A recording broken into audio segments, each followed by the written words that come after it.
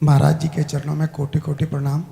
महाराज जी एक दोहा पढ़ने के बाद हृदय स्वीकार नहीं कर पा रहा कि ढोल गंवार शूद्र पशु नारी सकल ताड़ना के अधिकारी।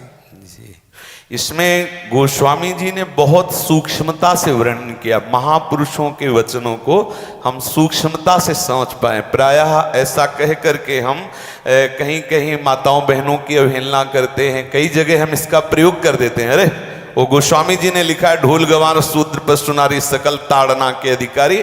अब इसकी व्याख्या सूक्ष्मता से सुने और विचार पूर्वक। शास्त्रीय प्रमाण के अनुसार ढोल है ना, ढोल को ताड़ना चाहिए। ताड़ना मतलब उसको ठपाक चाहिए और बेताल नहीं। शास्त्र सिद्धांत के अनुसार, संगीत शास्त्र के अनुसार तभी वो राग प्रकट कर पाएगा, तभी वो बजेगा।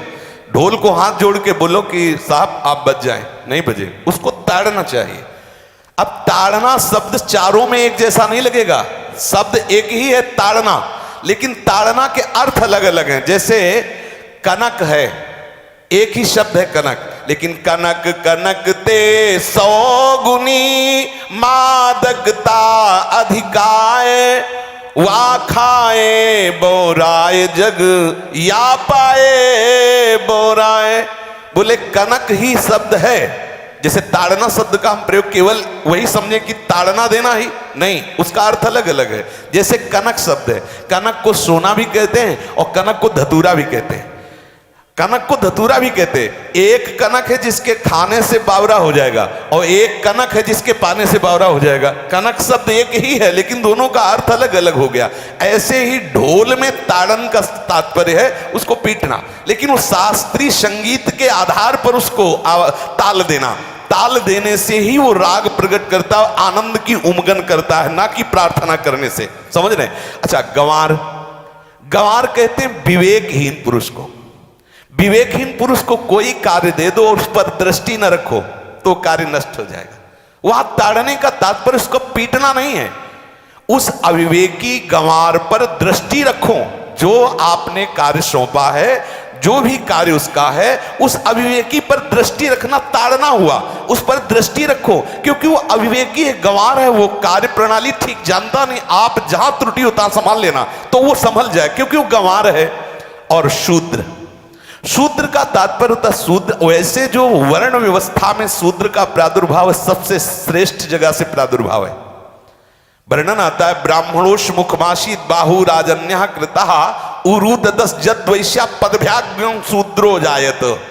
भगवान के श्री चरणों की ही वंदना होती है। प्रायः आपने देखा सबके श्री चरणों की, और शूद्रों का प्रादुर्भाव श्री चरणों से हुआ है।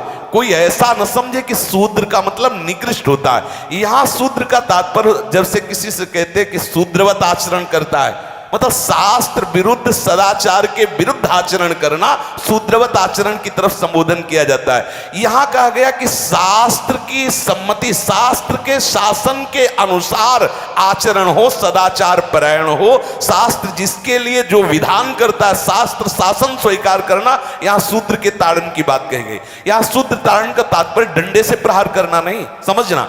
और जो चौथा कहा गया नारी, अगर स्त्री को हम ये कहें कि ताड़न से ही वो केवल काबू में रहती है, तो राष्ट्र में अपने प्रसिद्ध लक्ष्मीबाई जैसी कोई सामर्थ्यशाली वीरांगना, कोई वीरों सामने बड़े बड़े वीरों के दांत खट्टे कर दे, ऐसी बहादुर सिंघनी हुई, अंग्रेजों के दांत खट्टे कर दिए। अगर कोई समझे कि नारी केवल ताड़ने के लिए है तो उसकी मूर्खता है।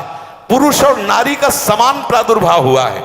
भगवान ब्रह्मा के श्री अंग से दाहिनी तरफ से महाराज मनु और बाईं तरफ से उनकी पत्नी उनका प्रादुर्भाव हुआ शतरूपा।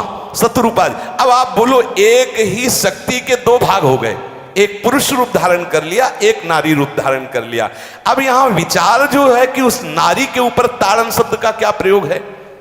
जैसे आप मार्ग में चले जा रहे हैं और आपने दृष्टि चूक कर दी और नारी आपकी स्त्री पीछे चल रही, तो कोई हमला कर सकता है, क्योंकि वो रत्न है। 14 रत्नों में एक रत्न स्त्री रत्न भी है। स्त्री को रत्न कहा गया है। भगवान श्री राम जब वनवास में जा रहे हैं तो सिया जी को आगे नाव में जब चढ़ाना होता तो पहले सिया जी को चढ़ा, सीए चढ़ाई चढ़े रघुराई, पहले आगे। दृष्टि रखो, दृष्टि चूक गई तो रत्न है, यहां दृष्टि रखना। शासन मतलब उसको पिटाई करना नहीं कि जैसे ढोल को पीटा जाता है ऐसे स्त्री को पीटा जाए, शूद्र को पीटा जाए तो गंवार को, ये व्याख्या नहीं है, ये मूर्खता है, इसे व्याख्या नहीं कहते। जैसे कनक शब्द के कई अर्थ होते हैं, ऐसे ही ताड़न शब्द का यहां अलग अलग प्रयोग है। स्त्री के ऊपर दृष्टि रखो। किस भाव की दृष्टि रखे?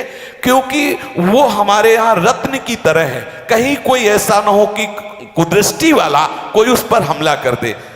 पाणी ग्रहण संस्कार में रक्षा का भी सूत्र बताया जाता है कि आपको अभी ये समर्पित है, आप इसकी रक्षा करें। हमारे शास्त्रीय सिद्धांत में देखो कभी भी स्त्री को अकेला छोड़ने का सिद्धांत नहीं पाया गया। अगर शास्त्रीय सिद्धांत, बच्ची है तो माता पिता के शासन, थोड़ी बड़ी हुई तो भाई आदि के बीच में, और बड़ी हुई तो पति के, और बड़ी हुई तो पुत्रों के, मतलब एक सानिध्य का एक दृष्टि रखी गई है कि यदि आप अपनी दृष्टि में रखेंगे तो उसका अमंगल नहीं होगा, उसका हित नहीं होगा। ये जो जैसे मानो कोई सी स्त्री को अकेला कोई पा गया और कुमार्गगामी वृत्ति वाला हुआ, तो आज जो घटनाएं सुनने को मिलती हैं, अगर हमारी दृष्टि हो उस पर तो ऐसा नहीं हो सकता। और दूसरी बात यह है कि स्त्री को बुद्धि स्वरूपा भी माना गया। भगवान से भीष्म जी कहते हैं, मैंने अपनी कुंवारी कन्या बुद्धि को, हमारी कुंवारी कन्या है बुद्धि, सदैव सुरक्षित रखा है, आज आपके चरणों में समर्पित करते हैं। तो शास्त्र शासन के द्वारा बुद्धि को सदैव अपने अधीन रखो, कहीं बुद्धि कुमार्गगामी ना हो जाए। यहां स्त्री के ताड़न का केवल एक सूत्र है कि आप उस पर दृष्टि बनाए रखें, कहीं स्त्री रत्न कहीं अपवित्र ना हो जाए, कहीं दूसरे का किसी तरह से कुमार्गगामी लोगों का ऐसा कोई बर्ताव ना हो जाए, इसलिए सावधान। वहां उसको पीटने का शब्द नहीं है कि ढोल गवार शूद्र पशु नारी सकल ताड़ना के अधिकारी। ताड़ना का तात्पर्य वहां पीटना नहीं तो विद्वता में देखो तो एक से एक, साधुता में देखो तो एक से एक, वीरांगना देखो एक से एक, ऐसा नहीं कह सकते, क्योंकि जो सामर्थ्य पुरुष में वही सामर्थ्य भगवान ने स्त्री में भी दी, क्योंकि भगवान के ही दो रूप हैं, एक स्त्री और एक पुरुष, समझ रहे ना। तो इसमें एक ताड़न शब्द का कई अर्थ होता है। भगवान की साक्षात शक्ति स्त्री है। अगर कोई इस भाव से देखे कि स्त्री तो केवल ताड़ना मतलब केवल गाली दे के बात करना, ऐसा नहीं। जिस घर में स्त्री का अपमान होता है उस घर का नाश हो जाता है, निश्चित हो जाता है। आप देखिए रावण का सत्यानाश हो गया जगदम्बा सीता के प्रति, दुर्योधन का सत्यानाश हो गया द्रौपदी के प्रति। जहां स्त्री का अपमान हो जाए, अगर कोई ये समझे कि स्त्री केवल मतलब जैसा हम चाहें वैसा व्यवहार करे, तो अगर नाश ना हो जाए तो हमें बता देना, क्योंकि भगवान की वो शक्ति है। अगर उसे तुम सोचो कि हम ताड़न करें, जैसे ढोल को ताड़न करें ऐसे ताड़न करें, तो तुम्हारा नाश हो जाएगा। बिल्कुल सच्ची बात समझ लीजिए। केवल वहां दृष्टि रखने की बात कही गई है, आपका अधिकार है, आप उसकी सुरक्षा व्यवस्था में रहें। और एक वृत्ति होती है, अगर शासन ना हो तो हमारी बुद्धि भ्रष्ट हो जाए, हमारी बुद्धि भ्रष्ट हो जाए, आपकी बुद्धि भ्रष्ट हो जाए। भगवान का भय, शास्त्र का भय, लोक मर्यादा का भय, ये हमको सुरक्षित रखता है। इसलिए दृष्टि रखने की आवश्यकता है कि वो पवित्र रहे, वो सुरक्षित रहे, ना कि उसको पीटने के लिए यहां संबोधन किया गया गोस्वामी तुलसीदास जी ने। इसलिए सावधानी पूर्वक अपनी वृत्ति को पावन रखते हुए महापुरुषों के वचनों को समझने की चेष्टा की जाए। गोस्वामी जी ने जो यहाँ कहा, ढोल गवार शूद्र पशु नारी सकल ताड़ना के अधिकारी, तो ताड़ना का अलग अर्थ है, अलग अलग। जैसे ढोल में ताड़ना, तो वैसे ही सब जगह नहीं ताड़ना लगेगी। आप देखो पशु जो है, चालक जो घुड़सवार होता है उसको ताड़ना एड़ी से देता है।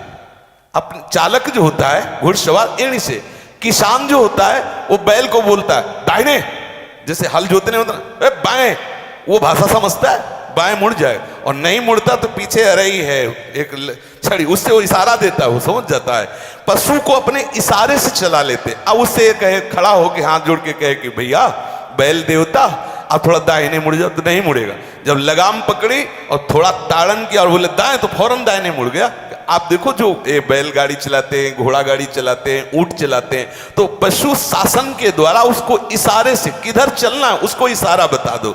अलग अलग जगह इस ताड़न शब्द का अर्थ प्रयोग किया गया है।